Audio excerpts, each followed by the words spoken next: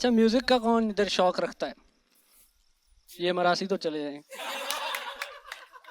तो आपको शौक है। कभी आपने वो तो नहीं सोचा कि मैं किसी ऐसे शो में चला जाऊंगा, रियलिटी शो में, और वहाँ हमेशा जीत के आऊंगा, अगर जब भी गया तो जीतूंगा? ऐसा तो नहीं ना सोचा आपने? ऐसा कोई प्लान तो नहीं है ना? करना भी नहीं है ऐसा? ये सक्सेसफुल प्लान ही नहीं है। ये सक्सेसफुल प्लान है ही नहीं। आपने देखे इनके शोज देखे? जज जो बैठे होते हैं 3 होते हैं, उनमें से जो तीसरा है उसका मौसीकी से कोई ताल्लुक ही नहीं होता। बंदा उससे पूछा, अबे जिगर तू इधर किधर? एक बिठाया होगा उन्होंने सिंगर, म्यूजिक डायरेक्टर, गॉड, एक एक्टर। बड़े भाई तू क्या कर रहे, तेरी कंट्रीब्यूशन क्या है? और फिर उसके कमेंट्स भी बड़े लॉजिकल होते हैं। अब मिसाल की बात, भाई कोई आया बच्चा जिसने अच्छा गा लिया, कोई बच्चा आया वो अच्छा गा रहा है, तड़प तड़प के इस दिल से उसकी ऐसी आह निकल रही है कि सुनी जा रही है, सुनी जा रही है, गरीब की आह से ज्यादा जो है ना असर कर रही है। अब ये जैसे उसने परफॉर्मेंस खत्म की, एक तो उनमें से शोखा होगा जो टेबल पे चढ़ जाएगा, टेबल पे चढ़ के स्टैंडिंग ओवेशन देगा। उधर प्रोड्यूसर परेशान हो जाएगा, यार स्पॉन्सरों के मग रखे थे यार, ये चूतिया गिरा देगा भाई, इसको इस बांदरी को बिठाओ। बीच वाला एवरेज रहेगा, वो कंपोज। वो तीसरा जो एक्टर है उसका मुंह बना होगा अजीब सा, अजीब बेरोजगार जिन दिख रहा होगा दूर से, तुझे क्या हुआ है? अब उसके फिर जब मुझसे पूछो, उसके कमेंट की बारी आती है, मैं तो उसी का वेट करता हूँ, ये क्या बोलेगा है, इसके बाद मटेरियल क्या होगा बोलने के लिए। तो उससे जब पूछो तो वो उसकी बातें फिर अपनी होती हैं कि एक्चुअली जो आपने गाया it's a very beautiful song, मेरी मदर का फेवरेट है। और who gives a fuck? It's a very beautiful song, मेरी मदर का फेवरेट है, एंड आपने बहुत अच्छे से गाया, बट आप, आप में वो तड़प मुझे दिखी नहीं। अबे तड़प, तड़प क्या देखनी है तूने? हैं, पेशाब रोक के गए वो, तड़प क्या दिखाए? तड़प क्या दिखाए? लुल्ली को जिप में फंसा ले, तड़प क्या दिखाए? वो दर्द दर्द का, तड़प तड़प के इस दिल। वो एक्टिंग देख रहा होता है असल में, क्योंकि वो एक्टर है। वो हाँ, वो एक्सप्रेशन देख रहा हूँ, एक्टिंग देख रहा हो, तो वो स्किल तो देख ही नहीं रहा होता। उसके कोई सेंस ही नहीं बना रहे होंगे ना कमेंट्स। आपके जो हाई नोट्स हैं वो एक्चुअली, व्हाट आई थिंक, जो हाई नोट्स होते हैं और जो जो लार्ज पिज्जा होता है वो 13 इंच का होता है।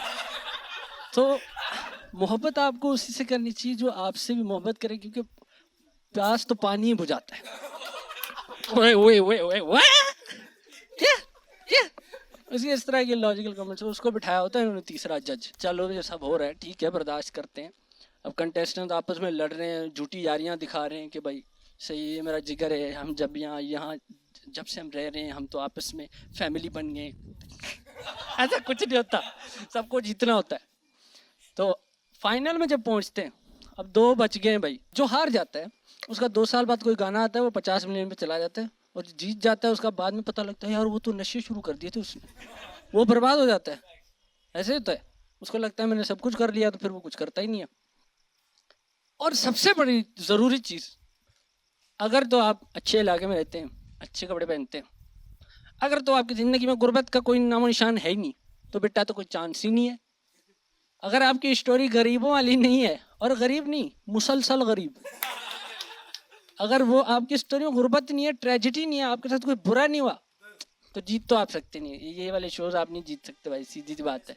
हाँ, क्योंकि वो सोचते हैं अमीर तो वो अपना लेवल बना लेगा 1 2 का 4, लेकिन गरीब को हम चांस देते हैं और फिर उसकी स्टोरी से टीआरपी लेंगे कि ये तो बहुत गरीब था। और गुर्बत भी ऐसी, मतलब आपके बहुत बुरा कुछ हुआ, वो मौत के मुंह से निकल के आए हो, और ऐसा निकल के आओ कि मौत के मुंह का जायका खराब हो गया, ऐसा निकल के आओ, उसको मिलती है सारी स्टोरी। मतलब कि मैं आपको एग्जांपल दे देता हूँ, जैसे कि एक ऐसा लड़का, जैसा कि भाई उसका बाप शराब पीता था, उसकी माँ को मारता था, उसने दूसरी शादी कर ली है, उसकी माँ मलिक साहब के घर में काम कर रही है, और मलिक साहब का बड़ा बेटा उनको छेड़ता रहता है। हाँ, वो जब आती है झाड़ू वाड़ू देने, तो वो मतलब टांगे तो ऊपर कर देता है, नजरें नहीं करता। समझ रहे हो? वो हरामी है, कम बैक्स भी हरामी, उसका कम बैक्स भी हरामी है। वो अगर बोलती है साहब जी ये टांगे ऊपर कितने, तो वो इतना हरामी, वो पूछता है किसकी। तो अगर ऐसी ट्रेजेडी आपके साथ हुई नहीं ना, तो आप तो ये तो नहीं जीत सकते, ये रियलिटी शो तो आप नहीं जीत सकते। तो मौसीकी की जो शौक है वो आप वैसे ही इंडिपेंडेंट पूरे करो, या फिर जिनके लेबल्स हैं उनके साथ यारी रखो, उनको फेवर्स दो, no what I mean, no.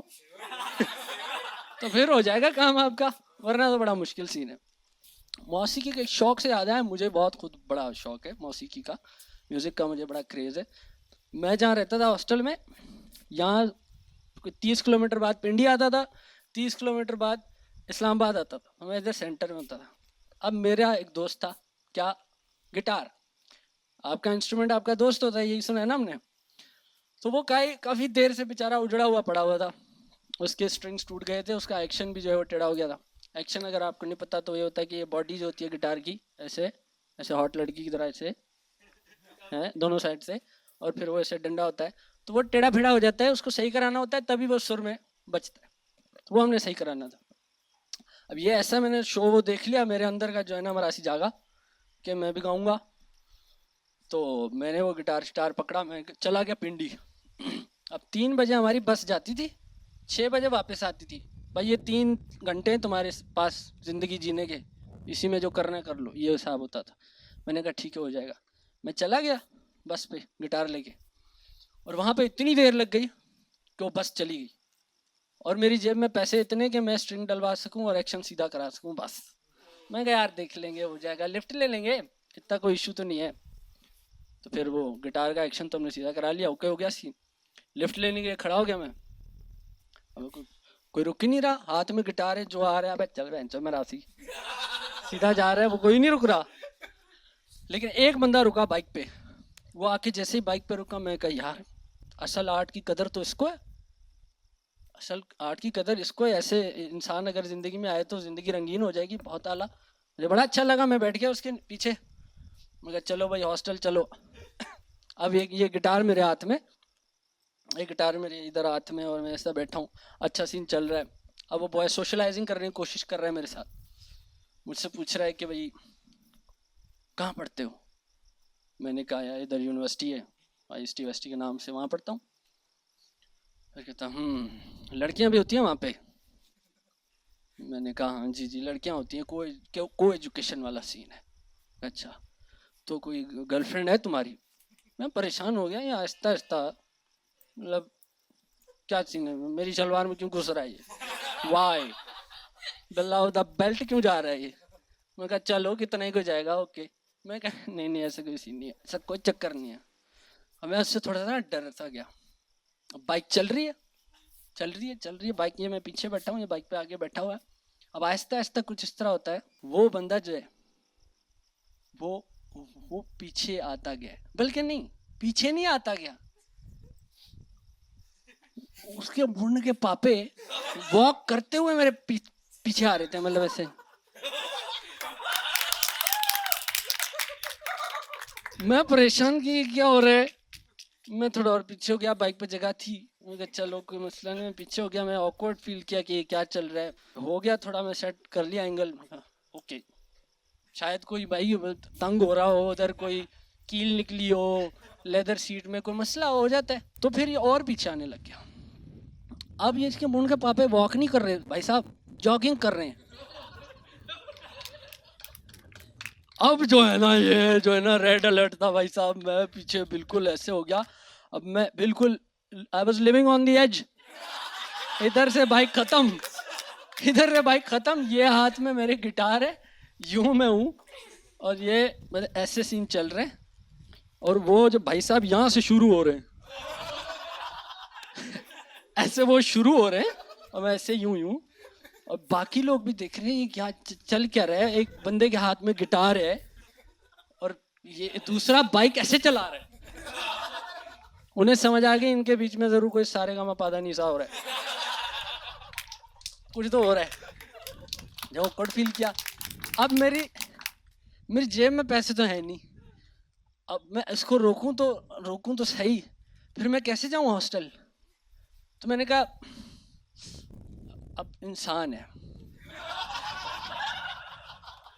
वो, देखो इंसान अडेप्ट करता है, है ना, सीखना पड़ता है, यूज टू होना, यूज टू हो जाते हैं। बंदा ऐनक पहनते हो, पहले अच्छी नहीं लगती, फिर सही हो जाती है। ब्रेसेस लगाते हो, पहले सही नहीं लगते, फिर ठीक लगते हैं। मैं कहा चलो हॉस्टल आ जाएगा, रोक देंगे ना, सही है कर, ऐसे समझ लेते हैं जैसे ऐसे क्वेश्चन पड़ा हुआ है, दिमाग की गेम है और क्या है।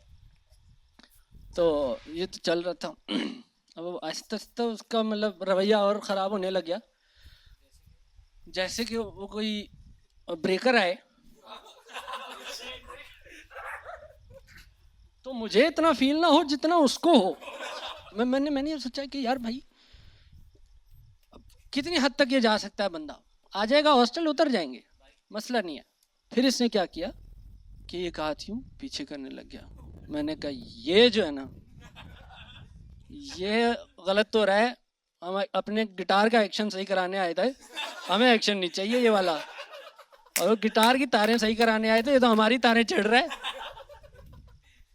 तो मैंने उसका हाथ थोड़ा सा यूं ऐसे रोकने की कोशिश की, रोका नहीं मैंने पूरा, मैंने उसको नहीं कहा कि नहीं ये नहीं करो, क्योंकि हॉस्टल नहीं आया था ना अभी।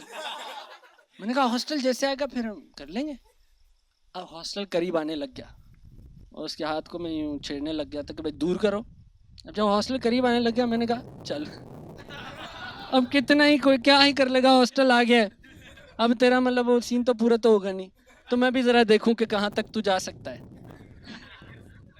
हॉस्टल तो आने वाला ही है।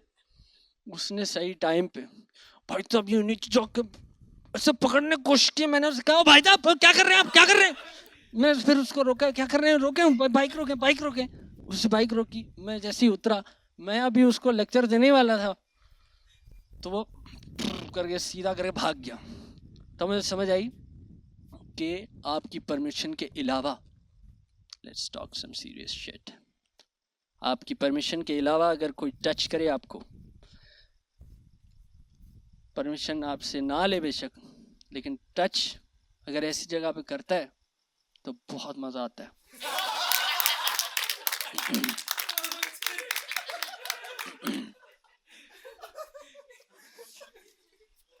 पर आप ऑब्वियसली आपने देखना है कि वो कौन कर रहा है, ये जरूरी है। इसी कॉन्सेंट इसी की गेम है, कर कौन रहा है।